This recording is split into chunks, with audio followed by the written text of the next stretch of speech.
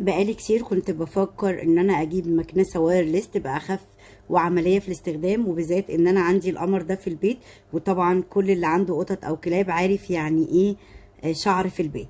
فالنهارده جبت مكنسه وايرلس من براند بوش، من جروب براند هاوس. مستر محمود، انا عايزه اقول لحضرتك الف شكر بجد بجد على المكنسه الخطيره دي وعلى سعرها التحفه ده. عايزه اقول لكم انا كنت خايفه من السعر جدا، وخصوصا ان هي بصوا كده سعرها كام هنا على في السعوديه. ده بالريال السعودي. بجد خطيره. هوريكم بس حاجه بسيطه جدا، ده ريلز كده بس حبيت اوريهولكم بس عن المكنسه، بسيط، حاجه بسيطه قوي. وان شاء الله يبقى في فيديو تفصيلي بكل حاجه خاصه بالمكنسه ان شاء الله هنزله لكم قريب جدا على قناتي. شايفين؟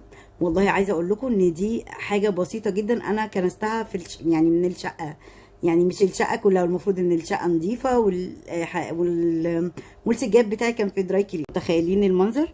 المهم ان هو منزلها لكم بسعر خطير جدا جدا، عشان كده انا بشكره من قلبي بجد.